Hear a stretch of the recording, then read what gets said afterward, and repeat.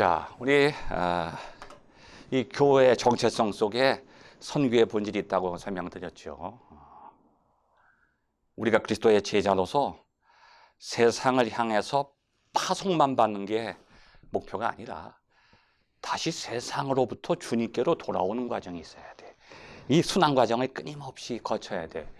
왜 이 두 가지 이 본질 사이에서 계속 순환해야 되느냐? 교회라고 하는 것이, 선교사라고 하는 것이 이중적인 모습을 가져요. 어떤 모습이냐? 세상 안에 있어요. 그런데 세상에 속해 있질 않아요. 근데 세상을 넘어서 있어요. 그러니까 세상과 단절된 게 아니라 세상 안에 있기는 있는데 세상에 속해 있지 않고 하나님께 속해 있어요. 그러니까 세상 안에 있다는 것과 세상을 넘어 있다는 그 두 가지 모습이 교회의 모습이에요. 선교사도 마찬가지예요. 세상 안에서 살아가지만 세상 사람은 아니에요. 세상을 넘어서 하나님의 뜻을 따라 그 사명을 감당해 나가는 거죠. 그게 아주 독특한 거예요. 말하자면 사도 바울이 이 사망의 몸에서 누가 나를 건져내냐. 우리는 여전히 거듭났지만 죄의 몸 속에서 살아가죠. 근데 죄를 따라서 살진 않아요. 이상하죠? 과거에는 죄 가운데 묻혀서 죄를 따라 살았는데 지금 내가 거듭나고 났더니 여전히 죄의 몸 가운데 있는데 죄를 따라서 살진 않아요. 이제 하나님을 따라서 살아요. 그래서 그리스도께 감사하리로다. 내가 육체로는 죄의 법을, 마음으로는 그리스도의 법을 섬기노라. 그러한 두 가지 모습을 우리가 가지고 있기 때문에 교회도 그렇고 그리스도인도 그래요. 그래서 끊임없이 세상과 그리스도 사이를 순환해야 되는 거예요. 너무 세상 속에 빠져 있다 보면 소금의 맛을 잃어버려요. 그리스도의 정체성을 잃어버리니까 그리스도께로 와야 돼요. 그래서 거기서 다시 선교사로서 교회로서의 정체성을 찾아야 돼요. 자, 그럼 이제 이 두 가지 순환 과정 속에서 우리는 어떤 방법으로 선교를 해야 되느냐? 선교의 방식, 뭐 여러 가지 선교 방법론이 있지만요. 이 시간 그 많은 것을 짧은 시간에 다 설명할 수는 없어요. 제가 선교학 교수도 아니고 그 선교학 개론이라고 하는 그런 책 안에도 무궁무진한 내용들이 있으니까 그건 여러분이 참고하시고 저는 하나의 절대적인 기준, 성서적인 기준만을 여러분에게 전해드리려고 합니다. 그게 뭐냐? 성육신이에요. 성육신. 좀 추상적이기도 하죠, 성육신. 성육신의 뜻은 인카네이션이에요. 인카. 육체 안으로 왔다는 거죠. 근데 본래 예수 그리스도는 육체를 가지신 분이 아니에요. 하나님이에요. 그러니까 이게 전혀 다른 이질적인 것 안으로 찾아오는 거예요. 여러분이 어디를 가든지 그 현지인과 여러분 사이에 뭔가 공통점이 있겠어요? 물론 인간이라고 하는 공통점은 있겠죠. 여러분 쉽지 않습니다. 쉽지 않습니다. 일단 언어가 다르고 생김새가 다르고요. 사고방식 다르고 음식도 달라요. 저도 말레이시아 갔는데 거기 정글 부족에 갔더니 뭐 음식을 내오는데요. 듣도 보도 못한 음식인데 그 냄새부터 이상하고요. 먹기도 힘들고 만드는 과정을 보니까 이건 지금도 생각하면 아찔해요. 그런데요. 이상하게 그들에 대한 사랑과 그들을 향한 그 열정이 불타오르니까요. 그걸 극복하게 되더라고요. 그 멧돼지도 그냥 다니는 거 그냥 잡아서 먹는데 좀 바짝 익히는 게 어떻게 익히는지도 몰라요. 근데 익혀서 먹는 게 아니라요. 익히면서 먹어요. 이렇게 끄슬리면서 겉에서부터 조금 익은 것을 칼로 잘라서 먹고 또 먹고 하는데 그걸 이제 칼로 잘라주는데 그 뭐 씻지도 않고 여기 어떤 부위인지도 몰라요. 계속 이렇게 잘라가면서 이게 돌려가면서 잘라가면서 주는데 이걸 또 거기서 먹는데 그건 돼지인지 알죠. 국물 속에 뭐가 있는데 이 사람 손가락 같은 게 있는데 이게 원숭이 같은 건데 이걸 여러분 생각해 보십시오. 그런데요. 지금은 못 먹는데 나라고 하는 걸 잊어버리니까 내가 한국 사람이다. 내가 누구다라고 하는 걸 잊었어요. 그 순간 나도 모르게 그 사람들과 하나가 되더라고요. 이게 성육신이에요. 근본 하나님의 본체시나 하나님과 동등됨을 취할 것으로 여기지 않고 본래가 하나님인데요. 그걸 버려요. 그리고 인간이 되는 거예요. 왜? 하나님과 인간은 만날 수가 없어요. 이건 문화적인 차이가 아니라 이건 완전히 존재론적인 차이예요. 이건 완전한 차이야. 신과 인간이야. 신과 인간이 만날 수가 없어요. 인간이 신이 될 수 없잖아요. 그래서 신이 인간이 된 거예요. 하나님이 자기를 버린 거예요. 왜? 우리와 같이 되기 위해서. 이 성육신 사건 속에 그 선교의 본질이 담겨 있는 거예요.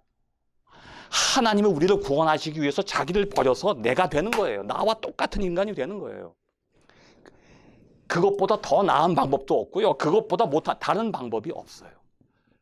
오로지 이 하나만 아시면 돼. 어떤 선교, 정책, 방법, 훈련 과정 그건 여러분이 2차적으로 그 현지에서 습득해서 아니면 공부해서 사용하셔도 좋지만 그것이 본질이 아니에요. 근원적인 게 있어요. 내가 나를 버리고 그들과 같이 되는 거예요. 이게 인카네이션이에요. 이 성육신 속에 미시오 데이, 하나님이 어떻게 하나님의 성교, 미시오 데이, 어떻게 하나님이 하나님의 말씀을 인간에게 전하셔서 그 말씀을 통해서 인간을 구원하시는가? 그게 바로 말씀이 육신이 되는 거예요. 말씀이 저 높은 곳에서 천지를 창조하신 말씀으로 남아있는 게 아니에요. 그 말씀이 우리 안으로 들어오는 거예요. 육신이 돼서. 말씀이 우리를 찾아오는 거예요. 하나님과 인간의 차이를 이거 어떻게 극복할 수가 없어요. 근데 하나님이 넘어오시는 거예요. 마치 상거가 먼데 거리가 먼데 아들이 그 아버지 앞에 너무 죄송해서 그 고개도 못 들고 있을 때 아버지가 그 아들과의 그 멀어진 거리를 넘어서 달려오시는 거예요. 그 접촉점이 필요해요, 여러분. 선교하기 위해서는 선교사와 그 현지인 사이에 접촉점이 있는데 접촉점은 존재하지 않아요. 그럼 어떻게 해요? 여러분이 만드셔야 돼. 여러분과 그들 사이의 동질성을 여러분이 만드셔야 돼. 여러분이 여러분 자신을 버리고 내려놓고 그들의 자리로 가야 돼요. 그게 육신을 입는 거예요. 말씀이 육신이 되는 사건. 여러분도 그 말씀을 가지고 그들의 육신 속으로 들어가야 돼. 이게 바로 인카네이션입니다. 그래서 우리는 하나님이 인간이 되시는 그 역사적인 사건 속에, 구원의 사건 속에서 어떻게 우리 선교사들이 그들에게 찾아가서 말씀을 전해야 되는 그 방법을 거기서 배우는 거예요. 발견하는 겁니다. 이게 쉬운 게 아니에요.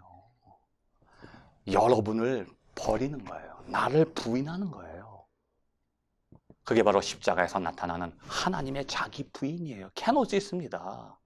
이게 선교의 출발점이고 선교의 끝이라고 하는 것을 꼭 기억하시기 바랍니다. 그래서 그 현지인들로 하여금 그들도 선교사가 되게 하는 거예요. 선교사가 선교사를 만드는 거예요. 그들이 제자가 되게 하는 거죠.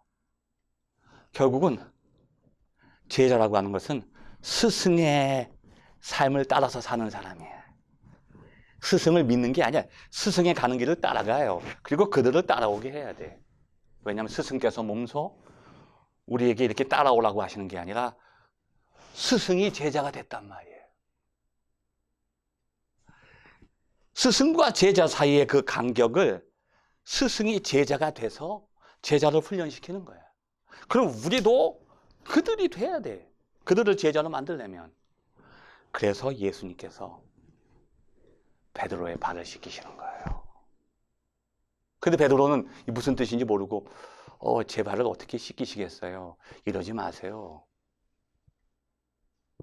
훈련원생 여러분, 그 의미를 여러분이 꼭 기억하세요. 앞으로 여러분이 이제 제 강의 듣고 훈련 마치고 가서 현지 적응 훈련하고 이제 선교지로 갈 거예요. 선교지에 가서 외롭거나 슬프거나 너무 힘들어서 때려치고 싶을 때 오늘 이 강의에서 제가 드리는 말을 기억하시기 바랍니다. 왜 베드로의 발을 씻기시려고 했는가? 그냥 겸손한 모습이 아니에요. 이제 내가 잠시 후엔 너희를 떠난다는 거예요. 그럼 내가 떠나면 너희들이 나처럼 살아야 된다는 거야. 이 제자라고 하는 것은 스승의 모습으로 살아야 돼. 그럴 때 제자예요. 배웠다고 제자가 아니에요. 저도 학생들에게 얘기합니다. 나한테 배웠다고 그러지 마라. 나한테 배웠다고 하는 것은 제자가 아니다. 내가 가르쳐 준 것을 너희들이 기억하고 그대로 공부하고 그것을 너희 것으로 만들고 그렇게 학문적으로 실천하면서 살면 내 제자지. 홍 교수한테 배웠어요. 그건 제자가 아니에요. 뭘 배웠냐? 그냥 배웠어요. 이건 제자가 아니에요. 이제 내가 아버지로 가면 너희들이 나의 삶을 그대로 살아야 돼. 이제 내가 너 발을 왜 씻겼는지 아니? 이제 내가 간 다음에 네 앞으로 또 누군가가 올 거야. 너보다 더 더러운 발을 가진 사람이 올 때 더럽다고 도망가면 너는 나하고 상관이 없어. 그때 네가 나처럼 가서 그 사람 발을 씻길 때 그때 너는 내 제자가 되는 거야. 그때 너는 내 제자고 나는 너의 스승이 되는 거야. 그런데 네가 그 발을 씻기지 않으면 너하고 나하고는 상관이 없어. 예수님은 스스로 제자의 모습으로 제자의 발을 씻기신 거예요.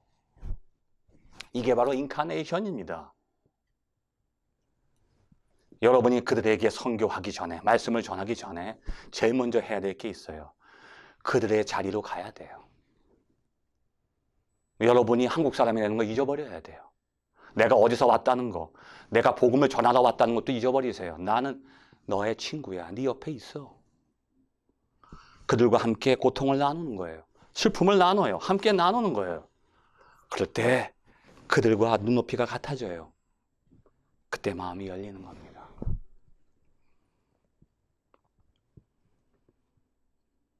이제 이 선교에 대한 본질적인 성서적인 의미를 여러분께 설명을 드렸고, 전통적으로 선교를 할 때 그 크게 세 가지 관점이 존재해요. 이건 여러분이 그냥 학문적으로 참고로 알고 계시면 돼요. 이게 그냥 일반적인 건데 이거 가지고 하는 건 아니니까 그냥 형식적인 면이에요.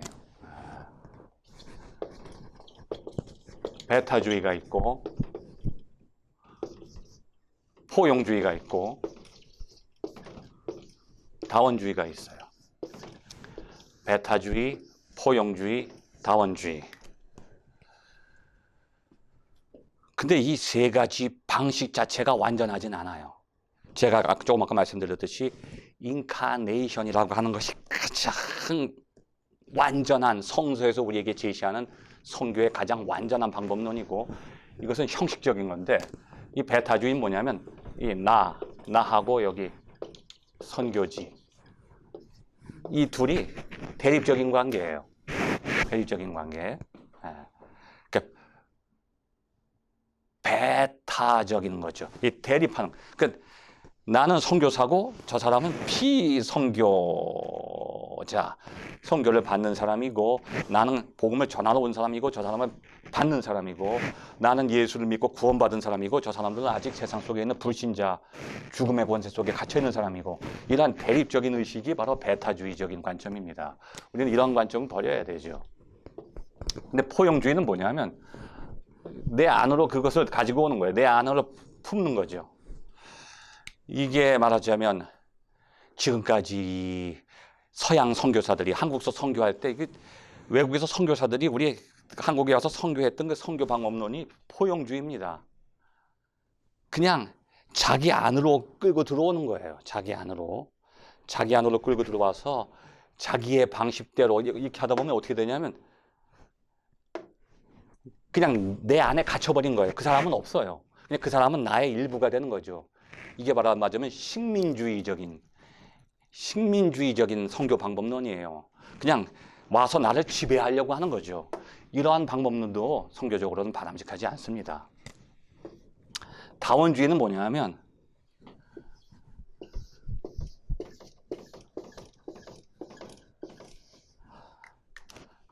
나하고 그 선교지에 있는 현지인들을 같은 동일하게 보는 거예요. 동일하게 보고 그 하나님 앞에 똑같은 평등한 하나의 인간으로 그렇게 이해하는 거죠. 그런데 이 다원주의라고 하는 것도 어떻게 보면 굉장히 좀 바람직한 것처럼 보이는데 결국은 어떤 구체적인 하나의 구심점과 핵심이 없는 거예요. 그냥 나는 나대로 하나님을 믿는 사람이고 저 사람은 저 사람대로 아직 하나님을 모르지만 하나님을 알 수 있는 무엇인가가 있겠지. 이 사람이 현지에서 어떤 이슬람교도든지 힌두교도든지 자기들이 믿는 신앙이 있는데 그들의 신앙도 존중해주고 또 나는 나의 신앙이 있으니 각자 그 사람이 자신의 신앙을 가지고 하나님을 만나게 난 도와주면 돼. 결국은 기독교 복음의 절대성과 정체성을 내려놓게 되는 거죠. 이게 아주 어떻게 보면 우리가 인카네이션에 나오는 어떤 그 성육신적인 선교 전략과 비슷해 보이지만 달라요. 이 성육신에서 나타나는 선교의 본질은 뭐냐면 나 자신을 내려놓는 거지 내가 붙드는 그리스도의 정체성을 내려놓는 게 아니에요. 요즘에 많은 사람들이 이상한 얘기를 합니다. 굳이 예수의 이름을 불러야 구원받나? 예수 그리스도를 통하지 않고서는 뭐 다른 구원의 길이 없나? 모든 신은 다 하나인데 다른 종교인들도 또 하나님을 섬기는 거지. 기독교에서 말하는 그 하나님과 알라는 같고 힌두교에서 섬기는 신과 다 똑같은 거야.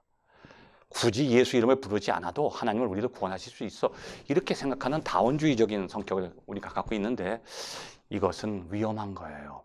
왜냐하면 내가 어떤 절대적인 하나의 신뢰의 대상을 가지지 않는다고 하는 것은 결국은 어느 것도 내가 인정할 수 없다는 거예요.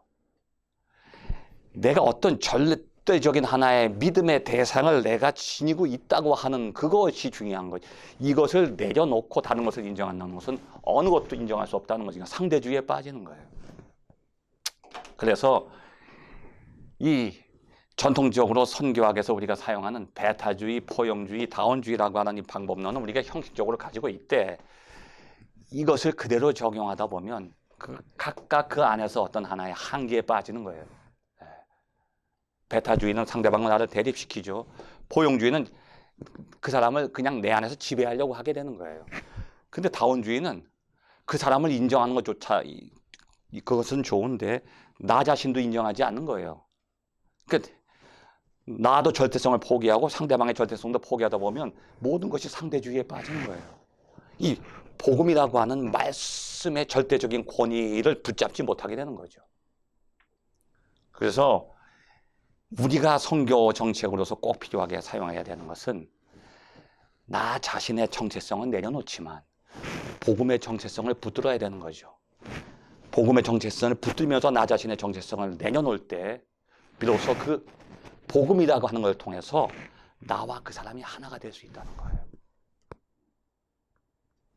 이것은 나는 나, 그 사람은 그 사람이에요. 절대로 둘이서 하나가 될 수가 없어요. 이 사람 상대방도 상대가 되고 나도 상대가 되는 거죠.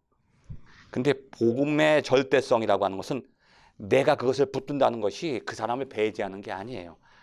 복음의 절대성 앞에 나의 정체성을 내려놓을 때 그 복음의 절대성 앞에서 그 사람도 그 정체성을 내려놓게 되고 이것을 통해서 그 사람과 내가 하나가 될 수 있다고 하는 겁니다. 이러한 복음의 전략을 우리는 이제 시간이 뭐 얼마 안 남았는데 마지막으로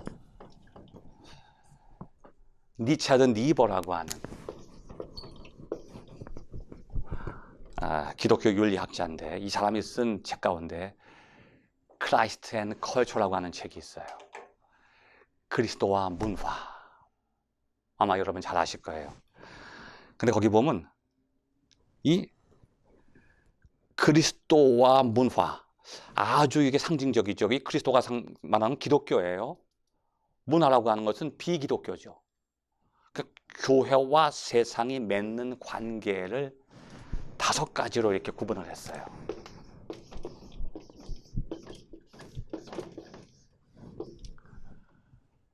Christ of culture, 문화의 그리스도. 문화의 그리스도. 그 다음에 문화 위의 그리스도. Christ of culture, Christ above culture. 그 다음에 문화의 대립하는 그리스도. 문화에 대립하는 그리스도. 그 다음에 Christ and culture in paradox, 역설적 관계인 그리스도와 문화가 역설적 관계예요. 그 다음에 마지막은 뭐냐면 Christ the transformer, 문화의 변혁자 그리스도.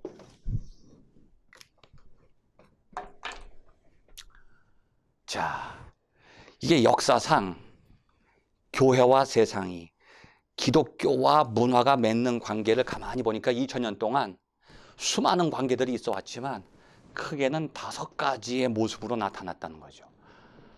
이게 왜 중요한가 하면 우리가 세상 어디 가서 선교하든지 우리가 선교를 하는 동안 우리는 그 선교지의 문화와 현지인들과 우리 사이에 맺는 관계가 이 5가지 중에 하나의 관계로 나타난다는 거예요.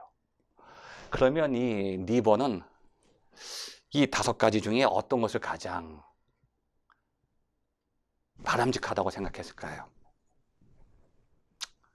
자기가 직접 얘기하진 않았지만 하나, 둘, 셋, 넷, 5 그러면 제일 마지막에 자신의 입장을 놓겠죠. 여기 5번째. 문화의 그리스도라고 하는 것은 기독교의 모습을 잃어버리고 그냥 문화와 짝이 된다는 거예요. 아까 말했던 다원주의예요. 어떻게 보면 그게 가장 자기 모습을 잃어버리고 그냥 그대로 그들과 하나가 되니까 참 좋다. 문화의 그리스도. 그러니까 교회가 세상화되는 거예요. 기독교가 세상 속으로 들어가서 세상과 탁 연결되니까 너무너무 좋아요. 근데 여러분, 이게 과연 진정한 선교의 방식일까요? 이게 복음의 본질일까요? 자, 여러분, 주님의 말씀 보면 너희는 세상의 소금이다 그랬어요. 자, 소금이 여러 가지 기능이 있죠. 방부의 기능도 있어요. 또 뭐가 있을까요? 조미의 기능이 있죠. 맛을 내는 거예요. 그런데 맛은 맛인데 짠맛이에요. 그 짠맛. 단맛이 아니에요. 짠맛이에요. 그런데 세상에 단맛을 주면 안 돼요. 단맛을 주게 되면 세상이 나를 좋아해요. 또 세상도 내가 좋아해요. 나도 세상이 좋아해요. 이게 바로 Christ of culture. 교회가요, 세상화되는 거예요. 그러면요, 어떻게 되느냐? 참 편안해요. 선교지에 가면 참 편안해요. 그냥 선교지에서 사람들이 원하는 방식대로 다 해주고 나도 복음 전하는 것보다는 그냥 그들과 어울려서 지내는 거예요. 얼마나 좋은지 몰라요. 복음은 내려놓고 그냥 똑같이 된다니까 내가 똑같이 되면 되는구나. 얼마나 좋은지 몰라요. 언어도 능통해요. 현지어 잘해요. 식사도 잘하고요. 현지 사람과 가족처럼 지내요. 근데 복음이 빠졌어요. 이게 제일 무서운 거예요. 주님께서는 너희가 세상의 소금이라고 말씀하셨지 세상의 꿀이 아니에요. 이게 제일 무서운 거예요. 오늘날 한국교회가 많이 부흥됐다고 하는데요. 착각하시면 안 됩니다. 부흥이라고 하는 건요. 세상의 소금이 될 때 부흥이 되는 거죠. 세상의 꿀이 되면 부흥되는 게 아니에요. 여러분 교회 한번 잘 생각해 보세요. 여러분 교회. 과연 여러분 교회가 주님이 원하시는 교회인지, 그리스도가 원하는 교회인지, 아니면 그리스도께서 살아계신 교회인지, 혹시 그리스도보다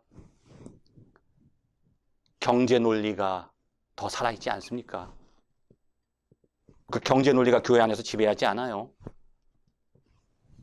교회 모형, 건축 양식, 아니면 재정 상태, 교인 숫자, 이게 경제 논리예요. 아니면 정치 논리가 지배하지 않습니까?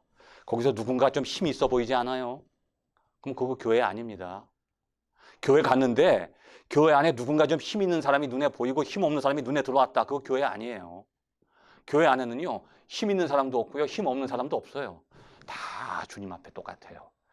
목사나 거기서 일하시는 집사님이나 똑같은 거예요.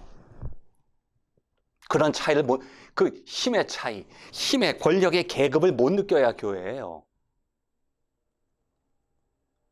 제가 아는 교회 수원에 여러분 선배 교회 그런 교회가 있어요. 담임 목사와 부목사가 월급이 같아요. 그게 원래 교회예요. 왜? 담임 목사가 일하는 거나 부목사가 일하는 거나 전도사가 하는 거나 일의 양은 뭐 어느 것이 더 크고 작은 게 없어요. 주일날 대예배 때 설교한다고 그 담임 목사가 힘이 있는 게 아니에요. 하나님의 말씀이지 자기 얘기가 아니거든요. 오늘날 경제 논리, 정치 논리가 교회 안에 들어와서 이게 교회라고 막노릇해요. 힘을 가진 교회, 돈을 가진 교회, 그건 교회가 아니에요. 예수님이 채찍을 들 수가 있어요. 성전에서 채찍을 든 그 성전이 우리 교회일 수가 있어요. 내 교회. 환전상, 경제 논리가 지배하는 거예요. 여기 무슨 비둘기 팔고 뭐 팔고 다 그거 커미션을 다 제사장한테 주잖아요. 죄송합니다. 이게 제일 교회의 큰 위기예요. 이 교회와 세상의 구별이 없어지는 겁니다. 그 다음에 문화 위의 그리스도, 교회가 지배하는 거예요. 이거 뭐 대립하는 건 뭐예요? 서로 갈라져 있는 거예요. 역설적인 건 뭐예요? 뒤집은 거예요. 세상 뒤집으면 교회 나오고 교회 뒤집으면 세상. 이건 지옥이에요. 이건 세상과 교회가 완전히 등져버린 거예요. 그럼 산속으로 들어가야 되죠. 이건 성교의 방식이 아니에요. 그런데 마지막에 리버가 강조한 것은 문화의 변혁자 그리스도. 기독교가 복음이 어느 곳이든지 그 안으로 들어가면 적은 양의 누룩이 온 떡덩이에 퍼지듯이 보이지 않아요. 그 누룩이 퍼지는 게 보이질 않아요. 근데 떡덩이가 푹 많이 넣을 필요가 없어요. 주님의 이름으로 두세 사람의 제자가 파송돼서 그게 그 사람들이 들어갔을 때 그 사람을 통해서 모든 떡덩이가 기독교화되는 거예요. 기독교가 들어가서 그 문화를 갖다가 배제하는 게 아니에요. 거부하는 게 아니야. 그 문화는 가만히 있는데 들어가서 이 문화가 새로운 모습으로 변혁되는 거예요. 바울 사도 한 사람이 로마에 압송돼서 가서 로마가 기독교화되듯이. 이게 진정한 복음이 전해지는 방식이고 타문화 속으로 선교가 들어가서 타문화를 기독교적인 문화로 변화시키는 하나의 가장 바람직한 방법이라고 리버가 우리에게 강조하고 있는 거죠. 남아있는 이 얘기는 또 다음 시간에 여러분에게 전해드리기로 하고 오늘 타문화 선교 특강은 여기서 끝내기로 하겠습니다. 끝까지 경청해 주셔서 감사합니다.